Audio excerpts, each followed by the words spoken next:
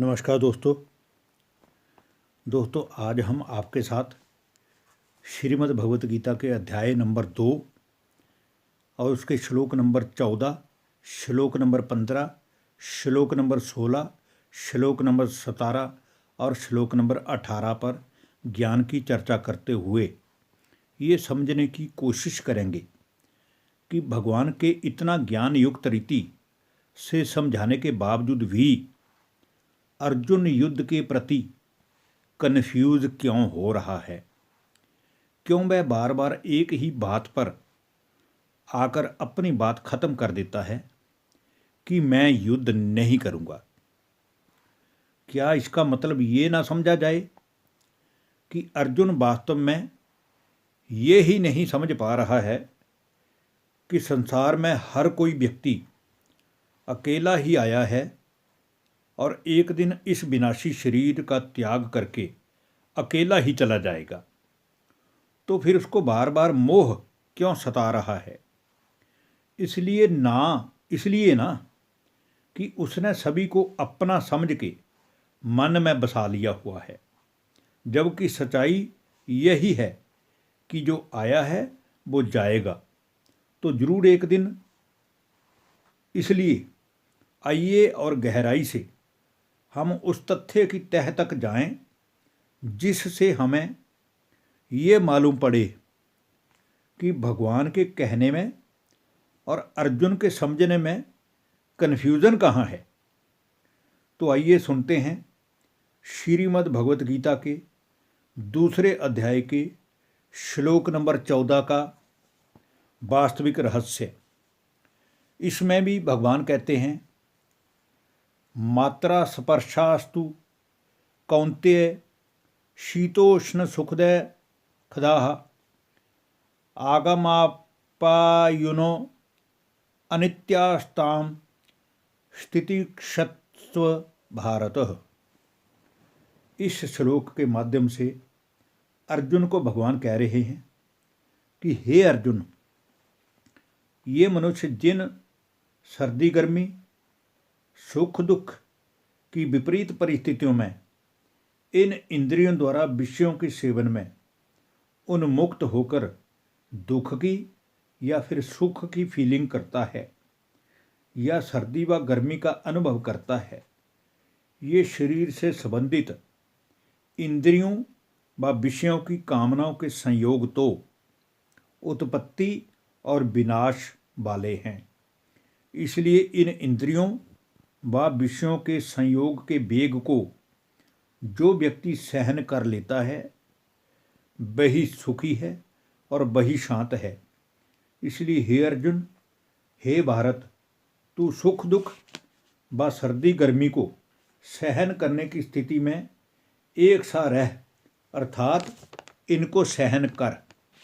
अब हम बात करते हैं श्रीमद् भगवत गीता के दूसरे अध्याय के श्लोक नंबर 15 की। इसमें भी भगवान फिर अर्जुन को कहते हैं, यम ही न व्यथयन्त्येते पुरुषम पुरुषूर्षवः समुद्ध सम दुखम सुखम धीरम सो अमृतवाय कल्पते। क्योंकि हे पुरुषों में श्रेष्ठ अर्जुन, दुख सुख को समान समझने वाले जिस धीर पुरुष को इन इंद्रियों या विषयों के संयोग को भोगने की इच्छा ही उत्पन्न नहीं होती, अर्थात उसे इंद्रियों व विषयों के संयोग व्याकुल नहीं करते हैं, वही पुरुष वास्तव में इन विषय व्यसनों से मोक्ष अर्थात मुक्ति प्राप्त करता है, अर्थात इन पे जीत प्राप्त करता है, विषयों में रत रहने वाला नहीं। आइए अब हम बात करते हैं श्रीमद् भगवत गीता के दूसरे अध्याय के श्लोक नंबर 16 की, जिसमें भगवान कहते हैं, नासतो विद्यते भावो ना भावो विद्यते स्वतः उभयोरपि दृष्टो अंत स्तवन यो सत्व तवद ऋषिभिः। हे अर्जुन, ये संसार और संसार में रहने वाला हर मनुष्य इस जड़ शरीर और चेतन आत्मा द्वारा सृष्टि मंच पर अपने अपने कर्मों का खेल खेलने आता है और जैसा जैसा वे कर्म करता है उसी उसी अनुसार वो अपना अगला जन्म भी निर्धारित कर लेता है।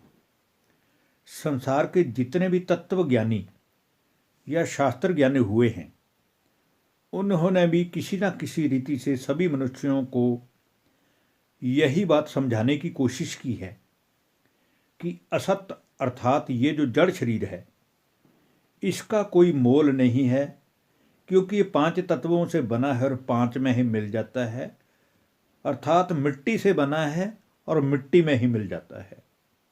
और सत्य अर्थात इस शरीर में प्रवेश कर कर्मों का पार्ट प्ले करने वाली जो आत्मा है वो अमर है, वो सत्य है और वो ईश्वर की संतान है, इसलिए उसका कोई भी नाश करने में समर्थ नहीं है।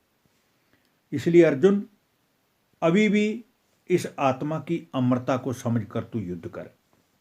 अब हम श्रीमद् भगवत गीता के दूसरे अध्याय के श्लोक नंबर 17 की बात करते हैं, जिसमें फिर भगवान कहते हैं,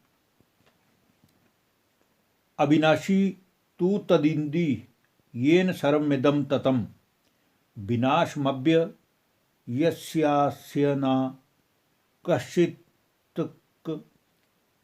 तुम हरति।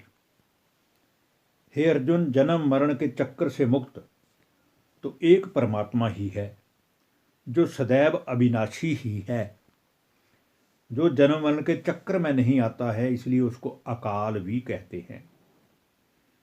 इसलिए उसका विनाश करने में कोई भी समर्थ नहीं है और संसार में व्याप्त हर जड़ चेतन अथवा प्रकृति पुरुष में भी वो सर्वश्रेष्ठ है। इसीलिए ही शास्त्रों में भगवान या परमात्मा के नाम से वर्णन किया गया है। अब हम दोस्तों बात करते हैं श्रीमद् भगवत गीता के दूसरे अध्याय के श्लोक नंबर 18 की। इस श्लोक नंबर 18 में भी भगवान यही अर्जुन को कह रहे हैं, अंतवत इमे देहा नित्यस्योक्ता शरीरिण अनाशिनो अप्रमेयस्य तस्माद्युध्यस्व भारत। इस श्लोक में भी भगवान ने अर्जुन को शरीर के विनाशी प्रभाव का स्पष्ट वर्णन करते हुए उसे मोह मुक्त होने की युक्ति बताई है।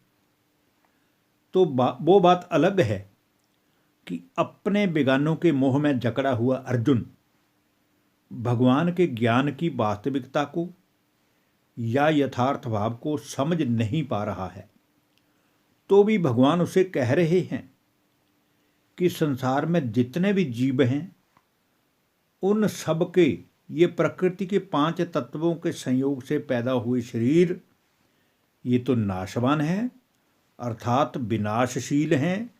इसलिए भी हे अर्जुन, तू युद्ध कर। धन्यवाद। नमस्कार दोस्तों।